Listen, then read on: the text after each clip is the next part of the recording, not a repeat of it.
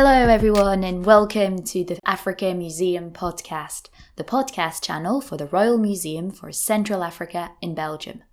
My name is Gabrielle Fenton, and for this series I've been walking around the museum's labs, offices and archives to meet with scientists who work here. Each scientist had to choose one object that is somehow related to their research. It could be an object that they have worked on or with, or an object that simply carries a bit of their passion for their field. Some of these objects are on display in the museum, others belong to the nitty-gritty of everyday research. All of these objects have an interesting story, and that is what we are out to find out. The city of Goma in the DRC is growing fast. But how do you build a city when cars and lorries can't be used to bring the necessary building materials? How do you transport food on difficult terrain? In this episode, we are meeting with Théodore Treffon to learn about a fascinating solution developed by the people of the city of Goma.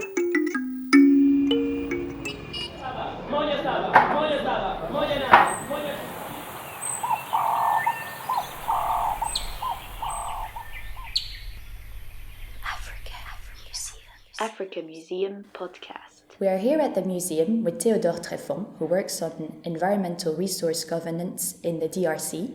And Théodore has chosen to speak to us about Tchukudu, which is a giant wooden scooter, which we were just in the resource gallery in the museum to have a look at it. Now we're in Théodore's office, and it's a very, very intriguing object. Théodore, can you describe to us the object, the scooter? The Tchukudu is a contraption made of wood and used rubber tires. It's a combination between a scooter and a bicycle. Okay. And they're approximately 2 meters in length, very narrow, made of very, very solid wood. And the handlebars are absolutely amazing because they're very beautiful. The handlebars look like the horns of the cattle that is so important in North Kivu. So it's made of wood, it's heavy, and it is the equivalent of what the people in Goma say, a mystical beast of burden, because it can carry so many amazing loads. So how much can it actually carry in weight? Oh, it can carry easily up to 250 kilos. Wow. And you see bags of cauliflower and cabbage and beans and charcoal, because the Tchukudu is used largely to transport food production produce from the hinterland of the city of Goma into the city center. Okay, so is the city center down the slope? Yes, so the food production takes place in the highlands, and the Tchukudu go down with their heavy loads in the morning with all of this produce into the city to sell either at markets or to restaurants or to hotels, or to individuals that request specific orders for different produce. But you also have Tchukudu that actually build the city of Goma, because the city of Goma. So maybe just before we, if you could start by describing us, so the Tchukudu is, as I understand, specific to the city of Goma? The city of Goma today is approximately 1 million inhabitants. Okay. At independence in 1960, there were 40,000 inhabitants, so that is very, very high growth rate. The unusual thing of the city of Goma, which is so large considering its physical constraints, because the city is wedged in between Lake Kivu, Rwanda, and the Virunga National Park. So there's not much room to expand, which explains why every square centimeter of the city is being built up. The city is also just a few kilometers away from an active volcano, the Nyiragongo volcano, and there are regular eruptions. Last one was in 2002. Okay. The previous one was 1977. So the surface of the city of Goma is hardened volcanic ash. Okay. And so this is why this instrument, the chukudu, is so appropriate for the city to move things, because you couldn't do this with the motorbike. It's not appropriate to do it with the bicycle. And many of the roads and alleyways are so narrow and so difficult to move on because of the volcanic surface that the chukudu is a very well adapted instrument for the city. Okay. And as the city's expanding rapidly in these areas that are difficult to access, you can see transporters with heavy metal rods, bags of cement. Okay. So this chukudu is actually contributing to the physical construction of the city, where in other cities in Africa or anywhere else, there would be lorries or other means of transportation of this construction material, whereas here, the chukudu is actually contributing to the physical construction, the building up of the city, thanks to the muscle of the men that are using them. So let's talk a little bit more about the muscle and the men that are using them. So you've recently wrote a book which is called Goma: Stories of Strength and Sorrow from Eastern Congo, and in this book, so you've got 12 personal stories, as I understand, from 12 different important characters in Goma, and one of these people is a chukudeur, so a person who uses a chukudu on a daily basis. Talking with this chukudeur, what did you learn about why this chukudu is important in Goma? Well, we've interviewed a man by the name of Chirizo. He's very, very much emblematic of the city of Goma because, first of all, the universe of the chukudeur is a man's world. And he's actually described one of his perceptions of what it's like being a man growing up with his father, who was also a chukudeur. So it's something that goes down from generation to generation. And he says at one point, I cobbled together my own little chukudu as a kid and used it to speed down the path that led to the river where we would bathe. I had plenty of mishaps with it, and one time I sprained my wrist. Papa comforted my sobs with a vigorous massage, telling me, you have to learn to put up with pain. That's how you grow up to be a real man. And so this thing about pain and the physical exertion, it is absolutely amazing to see the heavy loads that these men can carry. So are the chukudus ever used by women? I haven't seen any women on a chukudu. It's something that, as I say, it's a man's universe, just like the universe of the taxi drivers on motorbikes. Periodically, you'll see a woman in a taxi driver. It's uncommon. I've never seen a motorcycle taxi driver that's a woman. And women on chukudu, it's just something that doesn't seem to have hit the 21st century yet. So one of the things of the chukudu is that it's obviously a sort of illustration of resilience and ingenuity in Goma. Would you say that Goma is a particularly resilient city, a particularly ingenious city? Yeah, well, the people of Goma, like the people of the Kivus in general, have gone through an amazing series of traumas. Many of these traumas started in 1994 with the genocide in Rwanda. You had well over 1 million people that flooded into Eastern Congo, North Kivu in particular. And the city of Goma was really the refuge for a lot of these people. So that's one thing that already shows their resilience. There was also the M23 rebellion that took control of the city in 2012. So the people are quite used to conflict, they're used to tension, they're used to ethnic rivalry issues, but at the same time, they're amazingly resilient. They carry on their daily activities. Like many other Congolese that live in cities where you just wonder how they survive, life is a bit miraculous. And the Tshoukoudou is also one of these everyday miracles in Congo, in Goma in particular, because it allows people to survive. You wonder, what is the profit margin that someone working all day long, pushing heavy loads, is earning? And it can be for a very, very small amount of money at the end of the day. The Tshoukoudou is a symbol of resilience. It shows creativity. People have invented this and they've adapted it.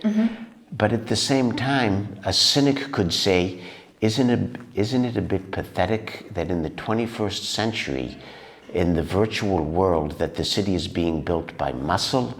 And look at this thing, it's just a rudimentary thing that looks almost prehistoric.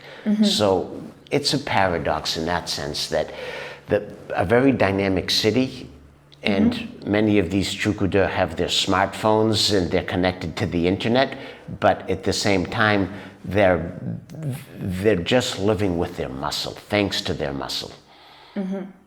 So, because you've obviously been working a lot on the paradox in Congo of sort of Congo being a super wealthy country in terms of natural resources, but a lot of people in Congo still find it hard to put food on the table or to just have basic access to what we would consider as basic public infrastructure.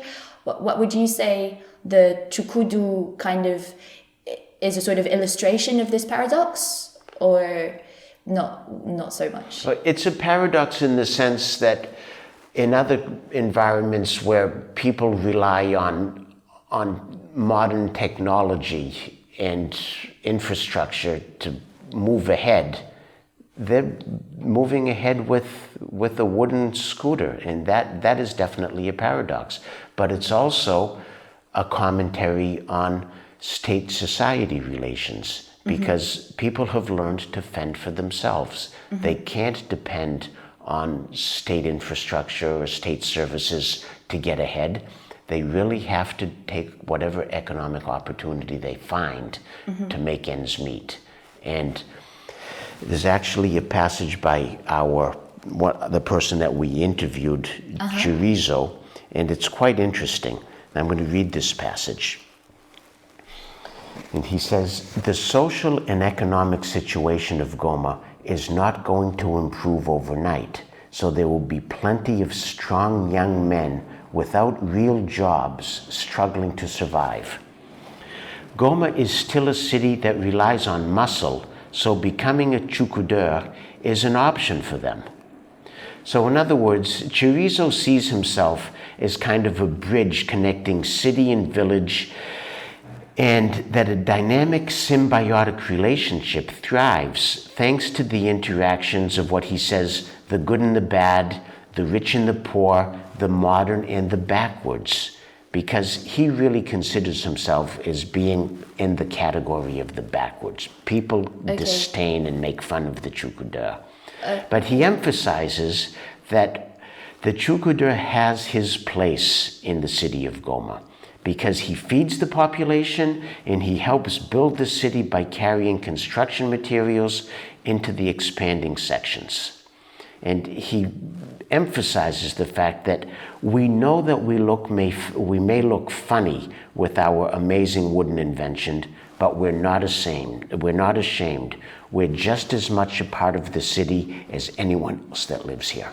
So there's a big sense of pride also to being a Tshoukoudou. How important is the Tshoukoudou to the identity of Goma, would you say?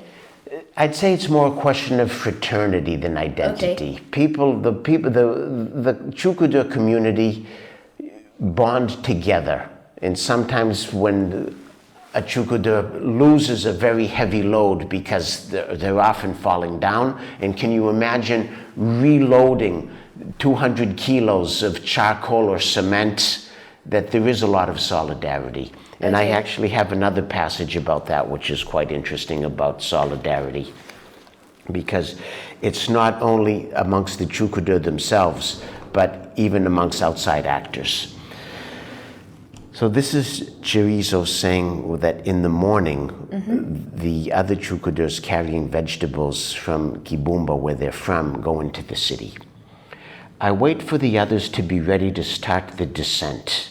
Everyone knows that departure is at 5 a.m. and gets organized to not make the others wait. Traveling by group has saved us on more than one occasion. A lone Chukudur is more vulnerable to crazy men with guns than a group. In past periods of really bad insecurity, MONUSCO escorted us with their armored vehicles and even one time by helicopter. So there is a solidarity and a respect. What is MONUSCO for people who might Yes, not MONUSCO is the United Nations Peace and Stabilization Force. It's been in the country for over 15 years. It's nearly 17 or 18,000 troops attempting to bring peace and security to Eastern Congo. Okay. The annual budget is $1.5 billion per year, so that's really quite a heavy investment. And they're based in Goma. And so the MONUSCO is an outside force that has actually considerably contributed to the development and the economic growth of Goma, because when you have so many people with earning good salaries, earning United Nations salaries, they need gardeners, they need drivers, they need houses, so the city is expanded. And so again, the Chukudur has a link with the role of MONUSCO and the rapid expansion of the city. So the Chukudur is one of the heroes of your book. Can you tell us who the other people are in the book? Yeah, absolutely. So this book, The Goma Stories of Strength and Sorrow from Eastern Congo, is an urban anthropology. We wanted to tell the story of a city of 1 million people through a few emblematic trades and professions. So there's the story of a woman that sells beans at the market. There's a story of a woman who's a physician. We have a professional humanitarian, because humanitarian agencies have been present there since the genocide in 1994. We have people from the formal sector. So is that a person working in humanitarian aid who is from Goma originally? Okay. Yes. Yeah. And so of these 12 personal narratives, we've created a balance between male and female, educated and less educated, formal sector and informal sector. And so with these emblematic professions that we find in the city, we've tried to tell the story of this very interesting city, which is the city of Goma. And at the same time, to show that the question of representativity in social science needs to be considered with a lot of nuance, because some people would say, well, how can you tell the story of 1 million people through 12 stories? And I would say, well, read the stories and then you'll have a very good idea of how you can do so. And the book was written with the co-author, Congolese co-author by the name of Noel Kabuyaya, with whom we worked, and we shared the writing and the interviews and the amazing experience that we had living with these people that, again, we have this perception of Goma as being a place of fear, conflict, the Hobbesian world of everyone against everyone else. But in fact, we only had good experiences with the people that welcomed us. And so that's another reason why we wanted to tell this story. And with the Chukudur, did he find it completely normal that is he used to people asking him questions about his Chukudu? He was quite surprised, in fact, that anyone could actually be interested in writing a book about his life and his story. Very humble, very entertaining. And at one point we asked him, well, you're a Chukudur, your father was a Chukudur. do you want your sons to follow in your footsteps? And he said, absolutely not. I want them to be able to live in the city and to wash by turning on the faucet or to flip a switch on to have electricity. So while he says that he has had a good life thanks to his trade, he wants something better for his children. How old is he? Just so... He's in his early 50s. Okay. So I'm guessing the question that we're all really wanting to find out is, have you tried the chukudu? I have not, because I don't want to break a leg, and it would be something that would be very physically risky to do so. And they must be going really, really fast down the hills with them. Going down the slopes, carrying heavy loads, yes. Yeah. Which is why one of the innovations, the more recent innovations in the chukudu, is actually a brake that rubs against the real tire with a lever, because during the early models, there was actually no brake, and people would just drag their feet to stop, and it was quite risky to bone and limb. Yeah. Well, that was a fantastic story about the chukudu. Thank you very much, Theodore. You're welcome. Thank you. Thank you for listening to the Africa Museum podcast. This was the last episode of the series Talking Objects, where we explored objects that carry researchers' stories, from huge logs to newly discovered fish species, old notebooks, volcano maps, dance costumes, and many more. We hope you enjoyed the adventure. This series is brought to you by the Royal Museum for Central Africa in Belgium, which is a museum and a cross-disciplinary scientific institution with over 80 scientists from biology, earth sciences and social sciences conducting research on Africa and its heritage around the world.